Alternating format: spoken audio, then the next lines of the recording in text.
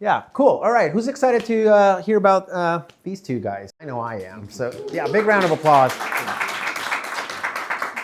These two gentlemen have been kind enough to volunteer their time, which in my mind is the most valuable resource we possess. And I'm really thankful for you all in not just showing up, but actually preparing and going through some of our prep calls as well. I want to maybe give the audience an opportunity to get to know you a bit better. And maybe we start off with a quick intro, if you don't mind, maybe giving us a bit of your background, what your current role is. Sure. And my name is Sourav Ganguly. So as you can see, I'm working with Cotality for the last 12 plus years. Had a lot of the architecture background before that as well, but was primarily came in to run a lot of the digital transformation for some of the major industry verticals. Because if you don't know who we are an info services company, primarily the back end, providing all the data for the real estate market. So if you think of Zillow, if you think of the other areas where we are kind of working with the MLSs to provide and host all the MLS data. We work with the insurance verticals to provide data about risk and property risk. We do most of the banks and pretty much all the major banks work with us with the tax servicing and the mortgage lending practices. So primarily we're providing insurance and tax servicing, mortgage, and realtors, property-related information. So that's kind of our background. We are used to be CoreLogic. If you guys are local, you might have heard us. We are off by Irvine Spectrum, recently rebranded to Cotality. Right now, I'm running the global architecture for the company and also the platform engineering teams to build the internal developer portals. So nice, thanks for having me. And Yeah, awesome. No, thank you for coming. Maybe Alex, want to go next? Hi, my name is Alex Wang, and I've been with Workday for a little over 6 years now. I'm part of the business unit called Adaptive Planning. So I think everyone knows about Workday. It's the HR company, but in there we also have a financial planning product. That's my business unit. And what I join the company do is, first of all, is to increase automation, CI/CD pipelines, DevOps, to have people to get more productive and relieve their pains of physical PRs, all that stuff. And later on, since AI taking the storm, then we start utilizing AIs to improve the productivity of the R&D. That's kind of one of my goals this year. Thanks everyone for joining. So round of applause. All right, so two very different perspectives in the development lifecycle, right? You are more on the architecture, and you're on the, put it in production. It's on the final stage. Final stage, exactly. All right, cool. Well, this is exciting for me because, these are thought leaders that are running technology agendas for companies here in Irvine, but with, global presence. So I hope you can, take notes and take away valuable insights from our talk tonight. We will have some Q&A at the end, so you're welcome to interact and obviously chat with these two gentlemen. So cool. So let's maybe define the scope of architecture. I know it can be, maybe back-end, front-end, database or whatever, but for the purpose of our conversation, I think we could keep it at the maybe topmost level and may not get extremely into the weeds. But, perhaps our first question can be, how do you define AI-ready architecture in the context of enterprise systems? Sure, I can go ahead a little bit. From the last step of the release cycle, we can see that AI can really be used for DevOps, for automation, for test quality controls, because many times you actually spend time when test failed, when the build pipeline failed. You don't know where the error is. But AI can definitely be able to look into all the log files, can look in things much quicker than human does, and aggregate them for you. And then from there, out there's a lot of agentics already can do that. And then when they aggregate information to you, and then they can provide you the insight, and then save valuable time, and especially when at crunching time, every minute counts. And then if the AI can help you to save a half hour of the analyzing time, then you can really speed up your releasing process. That's from the back end. Definitely an area like IT ops and having the AI over there is definitely something we all are looking for and doing it.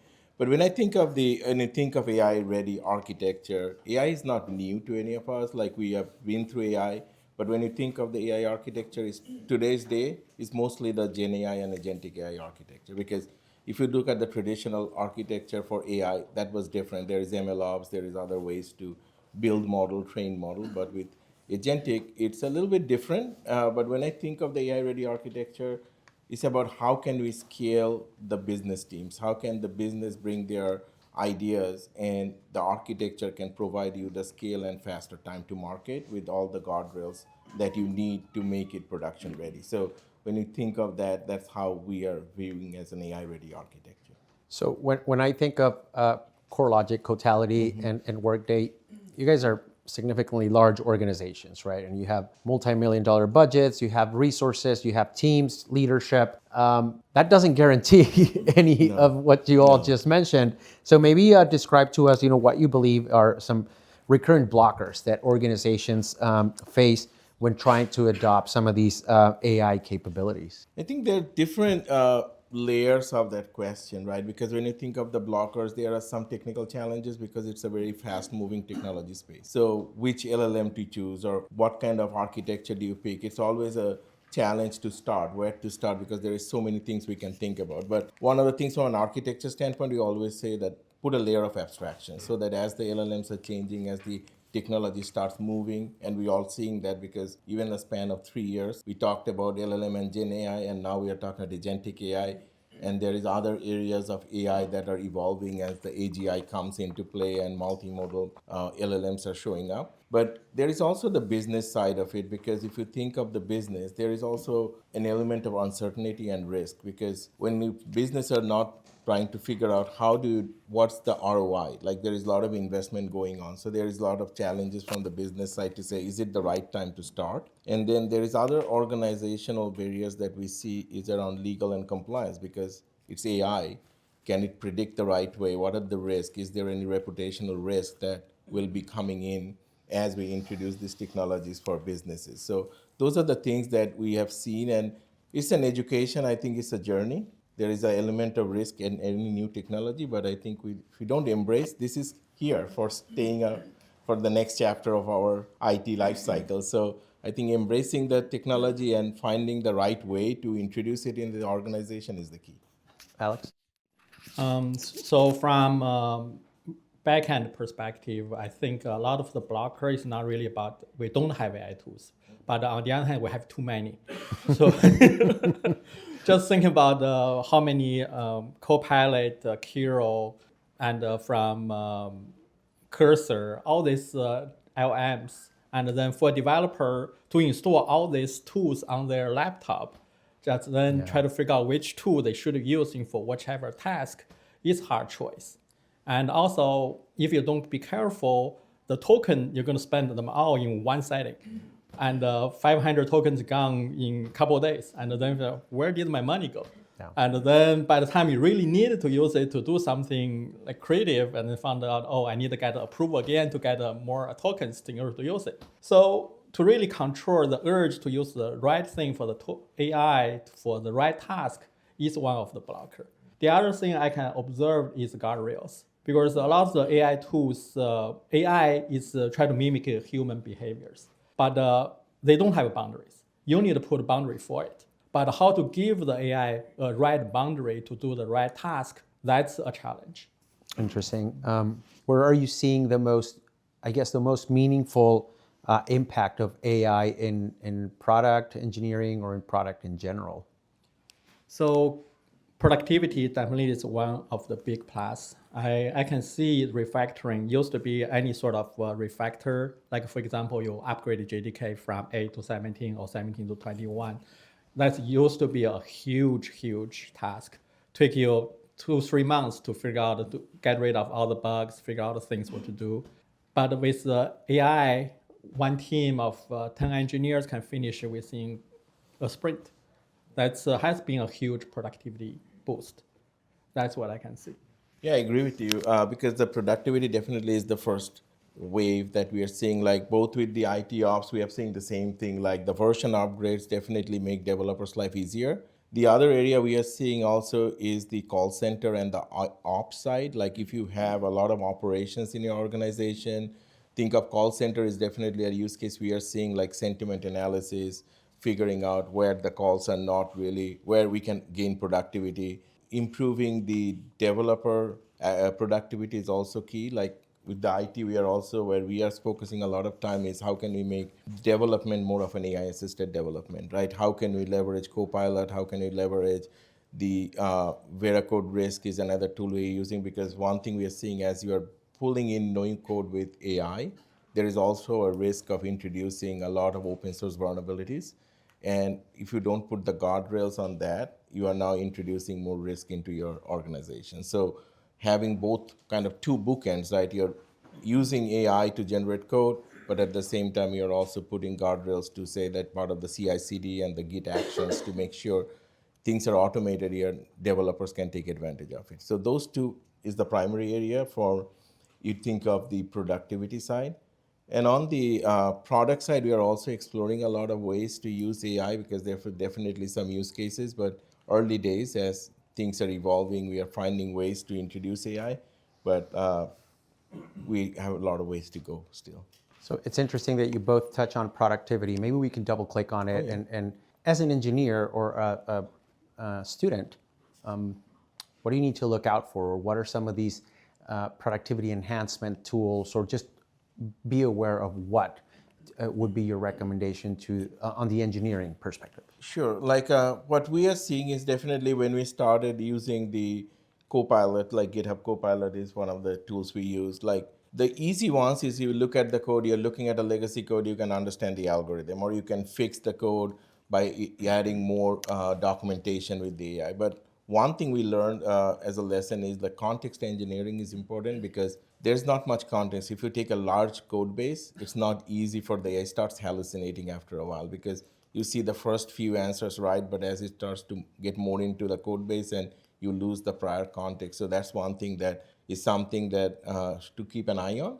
But the productivity, there is a lot of benefits we're seeing. Like it's not only like writing new code, but it's also helping the developer think of as a pair programmer, because AI can be your companion. They can do the grunt work that you don't like to do. Like nobody likes to write unit test case, but it's important. So AI can do it for you. Like, so it's not trying to take away stuff from you. I think the way we are looking at it is it can help you to do the work we don't want to do, but they're equally important, and you can do the other interesting stuff as well. So productivity is definitely an area we are seeing a lot of value. But at the same time, AI literacy important. Like there is a tendency of tool shopping that we see a lot, because people think, what else can we take and buy?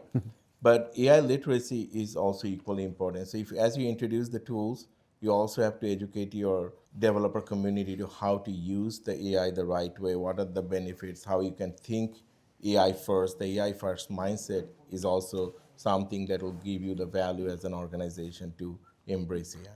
Thank you. So for a productive perspective, we normally treat AI as an intern, and meaning that they can do textbook coding very well.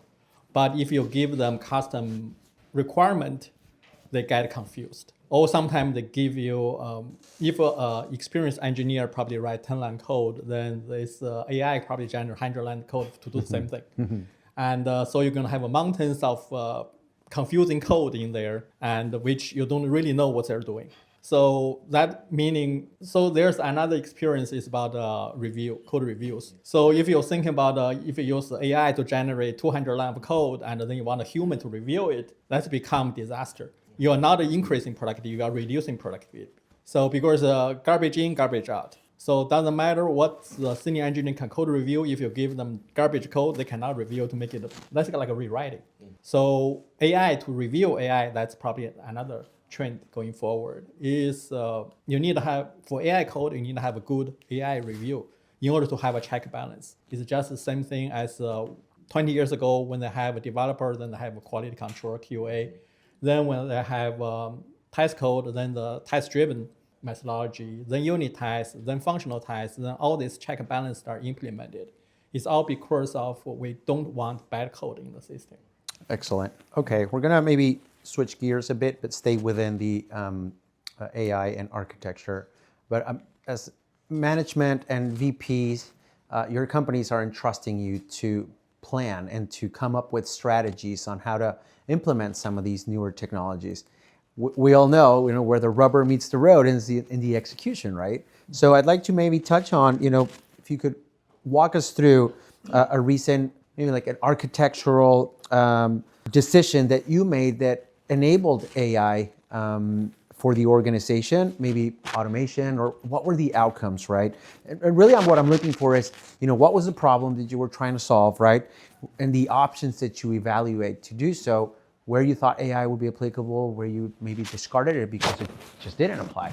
So maybe we can double click on that. Yeah, one thing I can probably get a little bit deeper is my business unit is financial planning. So a lot of functionality is required is the calculations to make sure from version to version upgrade, the numbers still calculate correctly. If you don't want today, you calculate 1 million, tomorrow it's become 1.1 million, then things are gonna get messy. So, but to ensure we have the right calculation through the test process, for a human, it's hard because you have millions of formulas. Just think about Excel, how many formulas there is. So financial planning have a similar number, only more complex. So in order to do that, we need to have controls. We have a control data, and then we upgrade it. We test the outcome to make sure everything matched up. And then if something mismatch, we need to go detail to figure out what's wrong with it. But to get that difference, to really dig into it, one mistake take forever. But with AI, we'll be able to start to get the AI to start classifying all those test cases, test differences. And based on the past experience, based on the data we have been providing to feed the AI be able to say, okay, this is false positive. This is something really serious. So this filtering or classification is one of the things that help improve our developers' productivity, because they save their valuable time. Instead of looking through 200 test failures, they only look like probably 10 of them. And then that's normally become more productive. Yeah, we also like going through a lot of because as a company, we are really trying to be AI first, so we're looking at a lot of these use cases. And one of the use cases that we have seen some success is, as an info services company, we have to gather a lot of data from the public and public records data, what they call from counties and every places, right? And usually those data is not super clean. Like you get a scanned document, you get document with handwritten notes on it and all that stuff. So in the before AI, like we used to use OCR, and it's a difficult process. If you think of the scale of it, we are processing somewhere around 50, 60 million of these documents throughout the year. And this is a very labor-intensive process because as they go through that, the documents has to be cleaned up, and there is a lot of the pre-processing of the documents. So recently with the AI, what we are seeing that these multimodal LLMs and other technologies that are hyperscalers are providing, there is a lot more opportunity to take advantage of that. It's a managed service. We can give the documents to the managed service to process. And the straight through processing we are seeing is pretty high, like in the range of like 90, 95%. So definitely an area where we are seeing some opportunity where AI can help us to scale that process and reduce some of the human in the loop and give us a much more confident answer. So again, but the point that you're making about having the guardrails, having the right, it doesn't come for free. Like you're not just throwing the data to an AI, right? You have to have the training sets. You have to have those 80-20 split of the training data and the test data. Those disciplines are still there. So you still have to fine tune some of the LLMs based on the document types. But the overall transfer learning is much faster with these managed services versus if you have to start from the beginning. So definitely there is ways to improve these use cases. So as we see, there are a lot of these use cases. If you are an organization, you look through your current processes, I think looking end to end as a process and seeing, is there an opportunity to automate? And then the question is AI can automate this for me? So looking through that lens, looking at the end to end, definitely you guys can probably find some use cases in any of your organizations where this might help you. So after these two examples, can you maybe share one or a couple of architecture decisions that you would have now done differently? Yeah, it's a fast-moving space, right? We are thinking and doing it, and every few months you look at it and say there is opportunities to do it differently, right? So I think one thing that we have seen, like early days when we started Gen AI, ChatGPT landed, everybody is interested, everybody wants to try it out. Teams are going in and trying. One thing was we have a lot of NPPI data, a lot of sensitive data, so we cannot take it out to the just open chat GPT and others is not something as an organization we can do. But when you started to host our secured LLM environments, one thing was hard for us is to understand which team is doing what. How can we make sure it's secured? So the initial exploration areas, yes, a lot of teams started using the GenAI and the RAG models and to do their usual kind of the path to follow.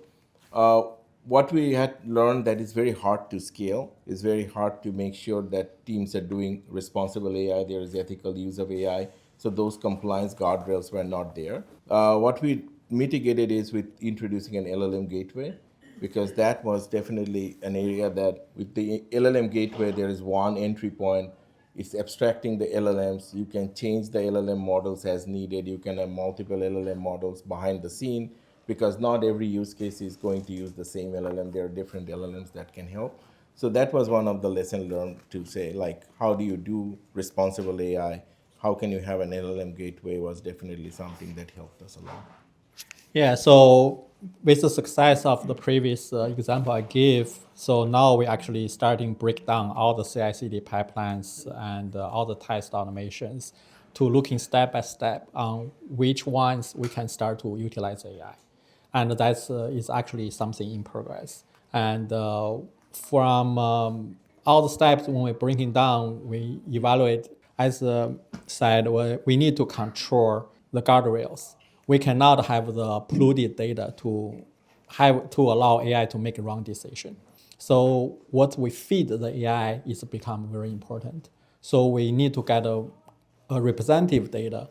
We need to selectively feeding the AI. We don't want to just like the previous 100 rounds of test failure just feed into AI and the AI figure out what's wrong with it.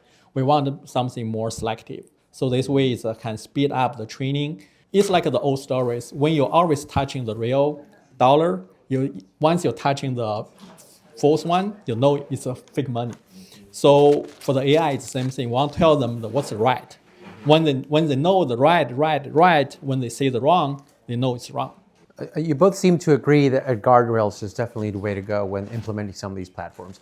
Can you give us maybe one or two practical examples of how you guardrailed, I don't know, maybe the LLM or the Copilot, whatever it is that you can share as a practical example for us to maybe shed some light on? So in the software lifecycle, so permissions is one of the most important things. Not every developer can do everything. So there are certain developer can only do deployment. There are certain developer can touch certain repos. And we don't want AI to have become a spider on the repos to get access to everything. When it has access to everything, then the hallucination going to happen, and a mistake could happen. There could be testing repos which we don't want certain AI agent to have access to, because those code is completely different from the other coding, and also languages. We have millions of, maybe more, probably thousands of programming language out there. Some are very similar, like a Groovy versus Java. They are almost the same syntax. C#, Java, they could be share a lot of syntax the same. If you have AI just try to train itself in all these repos, they're going to get confused. So you need to make sure whatever AI you're training for is specifically for the certain purpose. And don't allow AI to run freely like a 3 years old, try to learn the word themselves. You need to teach them like in elementary school, to teach what's a word like, to teach them what's the right thing to do, to give them the social behavior. And so this way you can speed up and then figure out things. Yeah. Guardrails are important, like you mentioned, like you're touching on the infrastructure and the backend, so I'm talking about some of the business sides too. So when you think of the guardrails, what we are also seeing is initially we thought that, we can dump everything to an LLM and it'll give you the right answer. AI is the magic bullet, right? So that's not it. So you all know that now.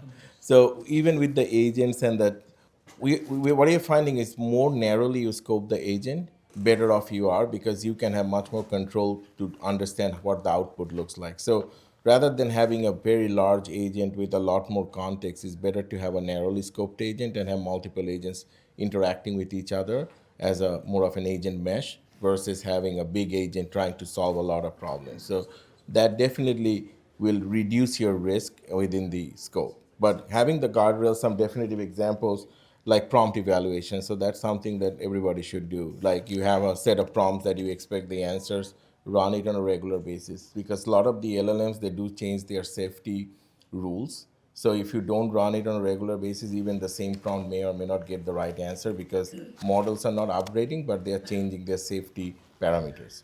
The other thing is if you're doing agentic, doing the trajectory evaluation is equally important because how the agent is reasoning and what the path is takes is absolutely you have to test it out because otherwise in the field you have no control of what it's doing. And it also gives you the drifts and all. So having the evaluation framework, having those guardrails is, I think without that, you can do the POCs and all, but as you start to make it a serious investment, those things people don't think. We think about how can you use the LLM, get the answer, how can you use an agentic tool. But having those evaluation frameworks and the guardrails and monitoring, and because you have to do the production monitoring as well to see how the agents are behaving in the production environment. So those are definitely some of the best practices if we can think of it. Excellent. So plus or minus with some productivity enhancements, a lot of guardrails, maybe some automations. At the end of the day, software is still being built by humans, right? And maybe I want to dive into my favorite part of the software development lifecycle, which is dealing with humans and people, right? So I'd like to maybe get you guys' feedback on, what skills do you think teams should have, right, in order to build and operate AI-forward architectures? It's an interesting question because, definitely it's still a human-led software development and AI is a companion that can help us. I think the biggest one is the mindset shift from a deterministic programming model to a non-deterministic programming model. Because a lot of the development we learned so far is 2 plus 2 is always equal to 4, and we make sure we are testing it to be 4. But now it's a non-deterministic world. So even though we are expecting a deterministic answer, AI will not give you the deterministic answer all the time. And that is something that we don't think about as we are planning our estimating the project scope and the feedback loops, the learning loops. We don't think about it. So when you think of the development mindset shift for it's one thing to learn about the AI tooling and how to build AI, but how to use it in the real life, how to, as you develop, what are the things, those are the things I think we need to think about, that how do we have a fail fast, go introduce into the kind of the lower environments, give it to hand of our business users, get the feedback loops ready, because feedback loops are very important because that's how you can train the AI to get the right answers. Because trying to test everything up front and getting an AI out the door is not probably the right way. We tried and we failed because because no matter how much you try, AI is still learning and giving you the answers on its own. So feedback loops are very important to have. From my perspective, it's efficiency. So AI code is, to be frank, AI can generating some good code, but most of the code is still not efficient. So nowadays, especially with cloud, with gaming, with all the software industries, financial, they're talking about milliseconds, nanoseconds in that terminologies. And if you trust AI to give you a superb performance code, you are in the wrong track right now. So, but AI is great to do POCs. You can have something really fast, build the POC, proof of concept within a couple of days. And a hackathon, a hack day, that's something very quick, can build something for you. And then you can show it to the product management, showing the boss, to say, hey, if we do this, we can get something. And then fine-tuning. Fine-tuning part is a human work. You need to work with AI, training AI, figure out the coding. They give you some kind of we always say quick and dirty. Quick and dirty code still there. And with millions of quick and dirty code in the GitHub lived out the world, AI is going to get confused. They think this is the right way to do coding. So how you can restrict it, the AI from utilizing those quick and dirty code and polluting your software, that would be the human factor. Excellent. let's futurize for final thoughts. And I would love to hear from you, share with the audience, which emerging technologies or even tools are you most excited about? Maybe you can go first. I think if you think of the last few years of this journey, right? We started with Gen AI as ChatGPT came in, and then all the LLMs. So a lot of the use cases we see today is primarily around Gen AI. You have a deterministic path. You're using the LLM to get some answers. Maybe it's a sentiment analysis, or give a block of text and get a better answer because you're trying to rewrite an email or drafting something. So those are the use cases we see today. Agentic is showing its strengths, but it's early days. I think if you look the cycles of the technology that where we can focus on, I think the agentic workflows, the multimodal agents, the AGI that is showing up as more and more, because these things are improving at a faster pace.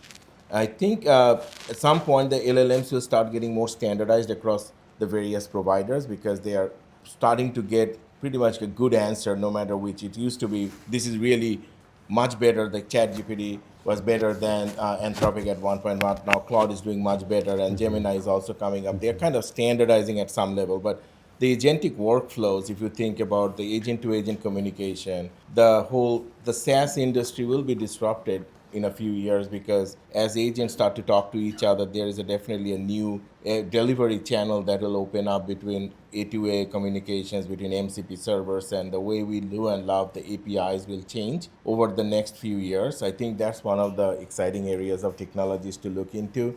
And then there is also some of the things that I'm seeing around the imagery. There is a lot of AI innovation going around the image classification, the image analysis, the video analysis. So those are also some of the areas that seems to have a lot of promise for the future. Yeah, just in addition, it's summarization. So a lot of things we're using AI for is summarizing.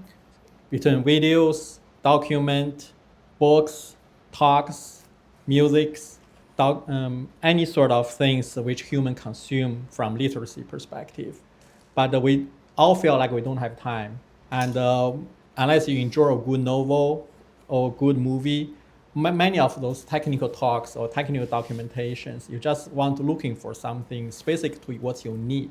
Used to be we just use the Control F to find the keyword, to go through the PDFs and figure out exactly where the specific piece of API definitions or specific technical point we need. But now with the AI, you can fit in the entire PDF and then start asking questions. That's become one of the common behavior in a lot of the technical, not just technical, any field dealing with documentations. It has been like that. It's time saving to compress the time to absorb something to pick out the key point. Okay, so after this question, we'll open it up for some Q&A for the audience, so prepare your questions. But I want you to maybe, as a closer, what should CTOs be investing in now for the next 2 to 3 years, if you can give your recommendation? What I think is AI definitely is a lot of use cases there, but to have the value, to have from software perspective, to be able to provide AI to your customer, that should be the important, because that's where the money goes. So if you think of the CTO, like I'll talk about like 3 areas, like from one of the key things we think about when you think about the AI solutions or AI-enabled solutions, we are thinking about what tools can we use. But what you'll really see in the industry, the data is not ready. When you think of the enterprise data, we have a lot of enterprise data. We have unstructured data, we have structured data, but most of the time, they don't have enough metadata. They're not ready for AI to consume. So when you throw this data to an AI can not interpret the data properly. So as a CTO, or if you're thinking like next 2-3 years, you're starting your journey towards the AI, keep an eye on the data, because a lot of times we'll see that the initial POC works, but as you go from POC towards the production, the data is not clean, or you think the data is clean because your programs and softwares are using the data, but AI may or may not be able to do that. So having the right AI metadata, having the APIs, do they have the right documentation? Can AI use the documentation? So that groundwork is absolutely needed to make AI a successful endeavor for going into production.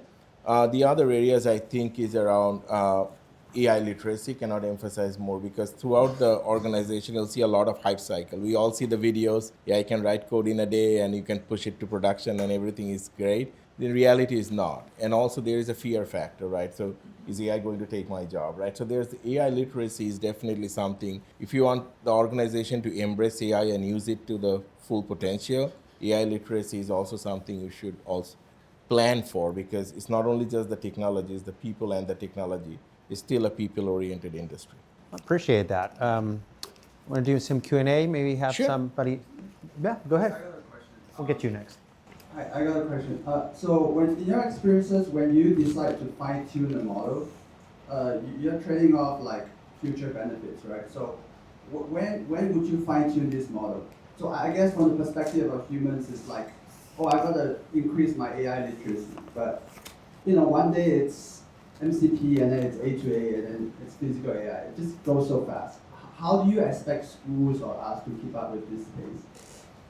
And what do we decide that we want to settle down and we want to fine tune a little bit our own brain or the AI? And how do we even decide? Like, You mean decide the technologies to use, or? fine tuning your use cases, like compared to you have prompt engineering and like tomorrow they might release GPT 6.1 and then your fine tuning might not even make sense anymore, and you have a sunk cost. And as humans also, today you learn like coding, you learn Python. Tomorrow AI might, you better off learning system design in the first place. I think like when you think of fine tuning, I think we should not start with fine tuning, because if the LLMs can give you the answer with just a few short prompting and a better prompt with the proper context, fine tuning gets expensive. Like, so try to avoid fine tuning if you can. If you're getting the answers that you're looking for, think of also like if you're creating an agent, if the tool's calling or something can give you the context, if you're doing a vector RAG, if that gives you the answer and help you to get there without fine tuning, you should do it. But if there is still, you need fine tuning because your use case is very unique, or always a little bit of fine tuning helps to ground the LLM, because LLMs doesn't have all your information. But try to be pragmatic in that sense. Try to not overdo the fine tuning by a lot of data. Try. When would you fine tune something? I think start with basic prompting and few shot prompting and give enough context. And if you're not seeing the answers, then start thinking about doing the LLM fine tuning. Because a lot of times the LLMs are improving. If you try it now and you try it 6 months later, you will see sometimes the LLM is giving you a better answer. So before you jump into that, like try all the other avenues and then go towards fine tuning. That will be kind of my recommendation. I think it's similar to any software engineer. There's always diminution of returns. So you want to know what's your profit margin, what is how much you want fine tuning to give you the right percentage of answers or the right performance to meet you can sell to make a profit on. And then once you have that determined, then you know when you should stop. Hi, Alex and Sourav. This was really, really interesting. Thank you so much for showing up tonight and helping us all learn more about AI. I am on the business side and the people side of AI, less than I am on the technology side. So I apologize if this is a silly question. But I started my career learning about a lot of process and food scanning and total quality and Six Sigma, and I learned a lot of those management tools and beliefs. And one of the things that's big in that whole school of thought is root cause analysis. And Sourav, you mentioned that the mesh of agents that is now coming to be. And it would seem like root cause analysis would be a lot tougher if you have agents talking to each other versus us being in the middle of that. And if that's the case, I would love to hear more about how you test and how you figure out the root cause if something's not working. Yeah, from my side, it's my experience with it's not just agents. It's any sort of complex software. We need to have logins. We need to have some sort of traceability. So it doesn't matter it's agent, doesn't matter it's just another piece of software. They need to leave a trace of what they did. And then speak of agent, you can have another agent to do the review of the trace and then figure out between all the traces, where is they can help you to pinpoint the place. Yeah, so agreeing on that, I think logging, monitoring is equally important. Like if you have like when agent is calling another agent, think like again, these are evolving areas, so a lot of experimentation is going on. So there is no definitive answer. But one thing that everybody is going towards, as I talk to my peers in other companies and all, like if you have a prompt ID, like it's same as the basic spans and span tracking, like when you do the kind of the uh, basic logging. So those are there. Then also you can do the production monitoring as well. Store the prompts in a way like in a memory store so that you can retrieve, because one of the things when you have to do the root cause analysis, the question is it doing the reasoning right? Is the inferencing correct? So you have to go through the different, and it is complex. Like these things are not easy. Like when we had monolithic applications, it was much easy to do debugging. When it came to microservice, it got a next layer of complexity. Now with agentic, it will get tougher, and more tools will come in. And like you're mentioning, there will be AI monitoring AI. So those things will evolve as we go. But the best practices are not going away. Like you cannot just hope that AI will make it work, right? There is still all the best practices we learn from our computing college schools and everything. There's a still applies, but in a different way. Yeah, just to add on it, I think AI sometimes to do RCA is easier than human because human memory going to get lost over time, but the AI, the agent is all recorded. Everything is recorded. And log tracing becomes much easier too with AI. So I was wondering, curious, since most of the technologies in AI are evolving around like large language model mostly, but then there are also like all kinds of conversations around road model, like the next generation model that might be able to make more breakthrough. I was wondering in your respective fields, like from your experience, like what do you think are the ceiling of large language model, and like what could take the next generation model to go through a breakthrough? You mean the small language models and Yeah, large language models specifically. large language models? Yeah. Like the DeepSeek and all? Like, is that Yeah. okay? Uh, from the industry stand, I know we are not experimenting some of this, but I think there's definitely a lot of options because some of the reasoning for those models are better. Some of the token costs are different. So if definitely, if you are, it depends on the company's risk appetite. Like if they can take those models and they are okay to experiment with those, I don't think any. But put the guardrails in, make sure that it is like some of these models are, where are they hosted? Are they in a secure location? If your data is compromised, those are the things you have to keep an eye on. But if I don't see reasons not to use it, but a lot of the companies, there might be some company and legal reasons for not using certain models in a certain way. But from a technology standpoint, I don't see any reason not to use it. Yeah, so for language model, that's why in the previous conversation I did say, it's not like we don't have the tools. We have too many tools to make the right choice. So sometimes you just need to be open-minded to try different tools to see which ones actually fit your own use cases. That's why a lot of companies, they purchase so many different models, and then to see which one, you try it out, and then see which one you should be using for your particular team. It's not just even if it's a single company like a Workday, it's a very large company. We have multiple vendors and then for different situations, the business side use a different model. My side, productive side use a different model. Software use a different model. Every model is not more perfect, but they all have their own specialty. So find the right specialty. Sam, the gentleman in the green polo has his hand up for a minute. I've heard it thrown out there that a reasonable budget for AI-driven coding is like $10,000 a year. Most of us are on like subsidized coding plans that are like, $100, $200 a month. You guys, I heard Andrew, you kind of mentioned the number of like 500.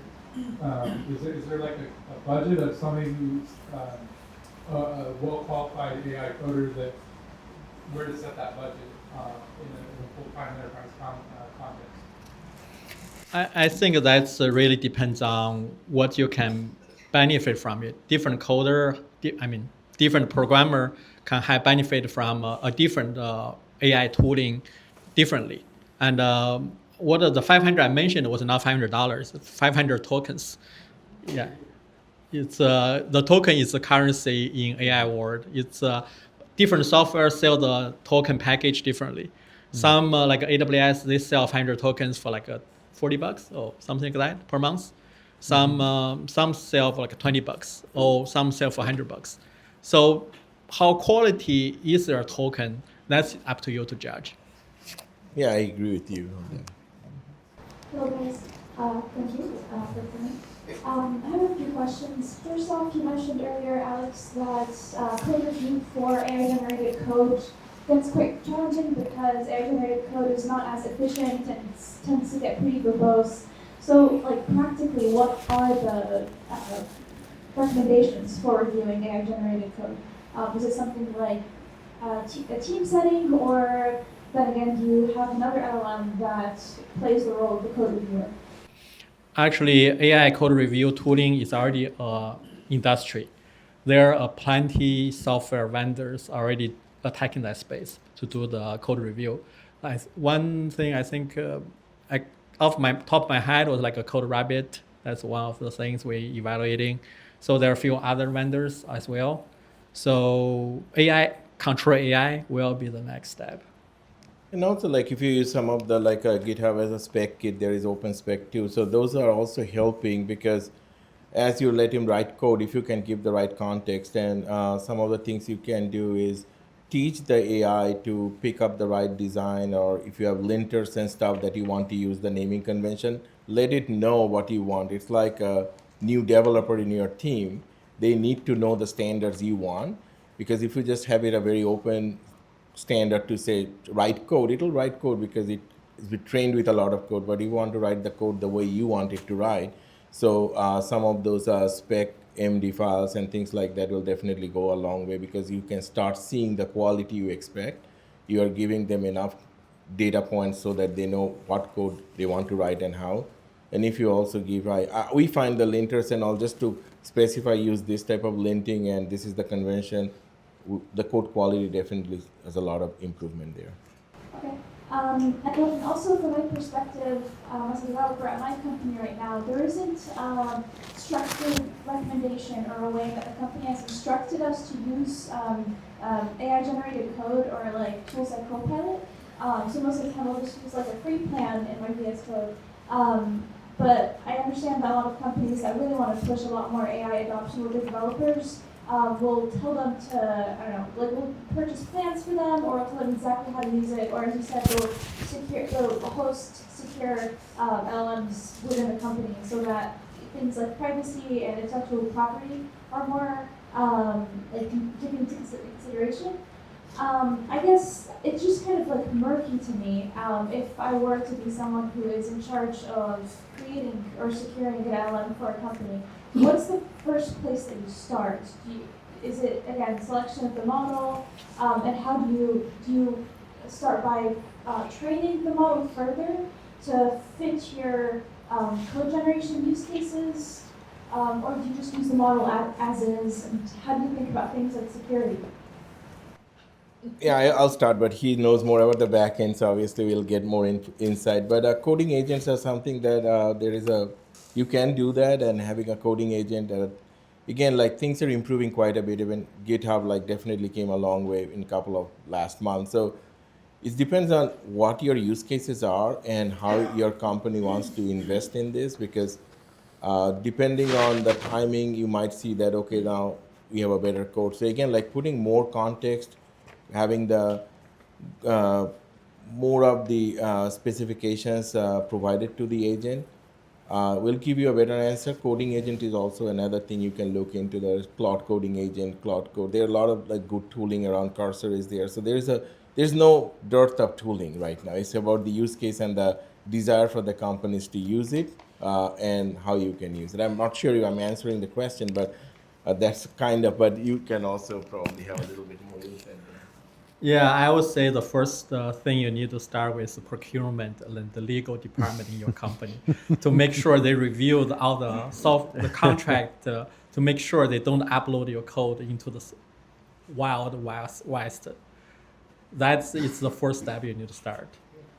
That brings a good point, because I also recall, like, when we introduced, we worked with our hyperscalers and our info services team to make sure the data that we are sending is still secure. So that info service and compliance team working with the hyperscalers who are hosting the models and talk to their infosec teams and make sure that the hosting is done in a secured fashion, and having private Git is also something you should think about if you're not using.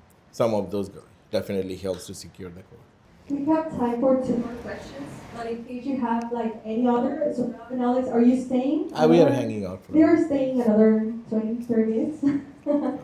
So I'll choose just 2 from the back. Okay. Hey guys, thank you so much for all the information. I am wondering, what is your current favorite AI tool that you utilizes? And what are the factors that make you decide to spend additional budget after the tokens are utilized to really solidify a partnership with an AI company? Not quite following the question because it's hard to, like, it's coming in and out. Yeah. So is it the favorite tool? Yeah, so your current favorite AI tool that your team is utilizing, and then what are the factors that make you decide to spend a significant additional budget with AI? We honestly don't have a favorite tool, because depending on the use case, we have enabled the organization with a few options, so that it depending on the use case they can pick. So we don't have one favorite go-to tool per se. And also the budget depends really around the business needs and what the appetite for the company to spend. So it's limited, because again, like, unless you have a lot of ROIs, business is willing to experiment, but they are always not willing. But some areas we are seeing the promises where we are working with the business to plan the next steps in general. But if you think of the development side, I think GitHub Copilot, if you want to pick one tool, and Cloud Code, those are the things that definitely are working quite a bit better than others. Yeah, I agree. So there's no one tool can do everything. So really depend on the use case. Like for example, if I need to write an email, then probably Gemini can serve the purpose. And if I need to do some AWS management, then Kiro will be definitely the tool. And then if it's GCP, then the Google side, or if it's on the Azure side, then Microsoft tool will be better. So they all have their own strong cases. So like someone, like a few principal engineers on my team, they have 4 or 5 different tools. And then by the 15th of the month, they tell me I run out of tokens. Give me more tokens. And then there are P2s, level 1, level 2 engineers on my team. By the end, they still have leftovers. Mm-hmm. So there are power users, there are beginner users, and they are using for the right case, they are using for the wrong case. And it's still experimental stage, and everybody is still in this gold rush stage. So I don't think there's a sure winner yet, but there are specialists for sure. So you need to find the right special tool for the right use case. Alex and Sourav, thank you for the share. I have a question more from a price consumption standpoint. One of you alluded to the fact of how difficult is scale compliance. You mentioned all about this. I think one of the topics that you mentioned was using mesh agents and then having a gateway. Could you double click into the gateway? Am I understanding it correctly that it is more of like gating request? Is it as the LLM gateway, you mean? One of LLM, or like a model or a prompt or a token level? And then if I have a second question. So LLM gateway is what you can help you with the token management as well, but it also, like, think of like an API gateway. You can have an LLM gateway, so that if you're using, like our scenario, we have multiple LLMs, and like based on the use case, teams can use it, right? But if you are just exposing the LLM directly with the team, so team A is getting an API key and calling that LLM, team B is having their API key calling the LLM, it becomes very hard to scale at an organizational level. But if you have an LLM gateway, there are quite a few, more coming. There was not that many last year, but some are surfacing, and there are a few. Open source is also available. But if you use that LLM gateway, the benefit you have is you can abstract the business callers from the actual LLM calling. And then you can also, one thing we are seeing in the global space, US has all the services from the hyperscalers, but in the global presence, not every cloud provider is providing all the services to all the regions. So that becomes a challenge because depending on the country you are in, sometimes you don't have all the models available because the hyperscaler have their roadmap to introduce to the countries. So having an LLM gateway gives you that flexibility to say, in some countries I only want to expose 2 LLMs, the other I can use the 5. And also you can do token management there, you can understand the cost, you can understand, it's almost like an API management if you think about it, but for the LLMs. And that way you have a much better way to manage your cost, and also you have an understanding of what LLM calls are coming in. You can introduce some of the guardrails, like the safety guardrails at the LLM gateway level. So there's a lot more benefit you can get at the enterprise scale. Thank you. I have a second part question, and hopefully it's short. You also mentioned about evaluation frameworks and different maturity levels. Could you dig into what that The evaluation framework?